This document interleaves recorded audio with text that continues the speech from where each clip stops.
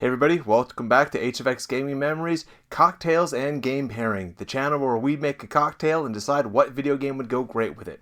Well, if you catch our first episode, we actually designed a cocktail based around Mario Day, and today we're going to be doing something very similar. So this is a drink I've been toying with for a little while because I wanted to talk about a specific video game. So let's get down to it.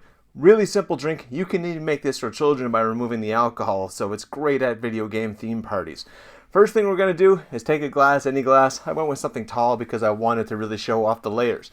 This is going to take a day in advance prep. So what I've done is actually taken cherry flavored Jello and put it at the bottom of the glass, let that sit in the fridge overnight so it jellified, and I actually put 1 ounce of Fireball liqueur in there. So you can use Goldschlager, Fireball, whatever you have lying around, or any other flavor you want to go for. Just something a little spicy to make it fun. The next thing we're going to do is grab our shaker. We're going to fill it with ice, of course, because we want to make sure that this drink is nice and chilled. As you can see, I still haven't built a bar in the gaming room, but it's on my list of things to do. Just a couple pieces is fine. Next thing, we're going to start adding in our liquor. So what I've done is I've got 1 ounce of fresh lime. Just toss that in there.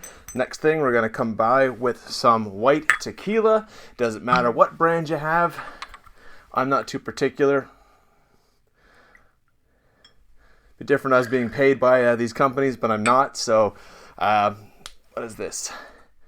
Espolon. I've always liked this flavor. Just a nice sipping tequila, and it's quite affordable. And then we're going to go with some triple sec. So you can see it's going to be a fairly sweet flavored cocktail to begin. Going to add 1 ounce of that and set it down. Oops. And just give that a good shake.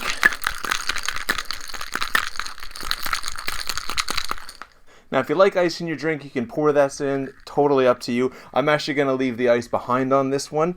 And we're just going to do a nice slow pour. It may mix in. That's okay. There's a reason for that. I'm not expecting a colored layer. But you can see we've already actually got one. So let's do a little zoom in on that. I wish I had a camera operator.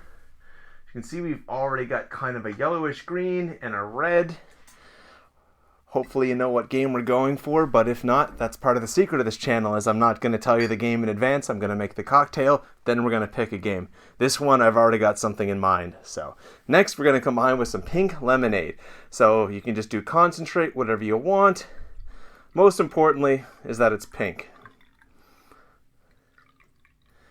In terms of garnish, you could put lemon, lime. I wish I had some parasol umbrellas, but they seem to be hard to find where I live this time of year. So now we've added a pink layer to it. It's very faint with the lighting I have in my room, but I assure you it's pink. So, what is this drink now? Well, we've got sweet pink up here. We've got fiery red down here. I'm going to call this the Kirby. The idea is that you have your drink up top, and like Kirby, he ingests the fiery power of his enemies to give him the fire breath. So if you've got other Kirby powers that you want to do, you can mix that into your Jello. It's just a fun little drink. And as I said, you could just use regular Jello and some pink lemonade if you want to make it for a children's party, or you just don't want to have any alcohol. So, what game are we going to take a look at? Well, I think it's pretty obvious. We're going to look at Kirby's Adventure for the Nintendo Entertainment System. One of my top 10 games, and I've got so many memories around these. But again, these are quick videos, so let's take a real quick look at Kirby's Adventure.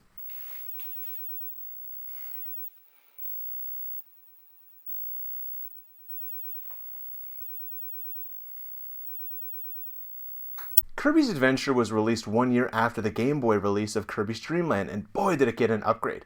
This was actually the first game where Kirby came with his copy ability. This means instead of just eating enemies and spitting them back out, you actually could absorb some of their powers depending on who they were. You could get something simple like the sword, the cutter, the flame, which is what of course we based the drink off of, but then there were some really fun ones. My personal two favorites are the wheel. Now, the wheel was actually designed perfectly for certain levels. Just look at this, the ability to just run through the level using the wheel, staying one step ahead of the enemies. The best power, however, has to be the UFO. You can fly around, and it comes with 3 different attacks. There's just the standard laser beam, kind of the laser sword, and then this 3-star attack, which you have to hold down the button to power up. Rather than doing a full review, I'm just going to talk about some memories of this game. My friend Adam got this game probably first when it came out. I don't think we even rented it. It was just an automatic purchase game and we loved it. The game is so much fun, it's colorful, the music is addictive. There's these great little side bonus quests you can do for extra lives. So of course there's the Kirby Claw. You can go for 1 life with the skinny one, or you can pick the chubbier Kirby up for 2 lives. It's a little bit harder. There's the gun draw. I still to this day have trouble getting the last enemy on that. My fingers are just not fast enough as a kid, and they're not getting any better as an adult. Probably the biggest memory for this game is the Sun and Moon battle. I'd say it's the hardest boss battle excluding the final boss in this game, and most kids lost a lot of lives. Every time I bring this game up, that's what people discuss is this battle. Now, at the end of the game, you're actually taking on King Dedede, but find out there's actually a true villain, who is the Nightmare. He's come to the land to steal the Star Rod, and you and King Dedede, who of course is the villain from the first game, actually team up. This was a really hard battle, and what's funny is I still remember the day I beat this game. I know I was in my house, and it was a Saturday morning, and it was the spring. I have such strong memories of this game that I can pinpoint the day I beat it. Not necessarily the date, but I do remember it. There's tornado attacks, there's a lot of battling it out, and I'd say it probably took me about 20 or 30 tries. So, now that you've beaten the game, you've uncovered all the secrets, they actually unlock a hard mode, so you can actually get some replay value. Other than Legend of Zelda, this was pretty rare. So, again, if you've never played Kirby's Adventure, mix up one of these cocktails, sit down, and have yourself a great time.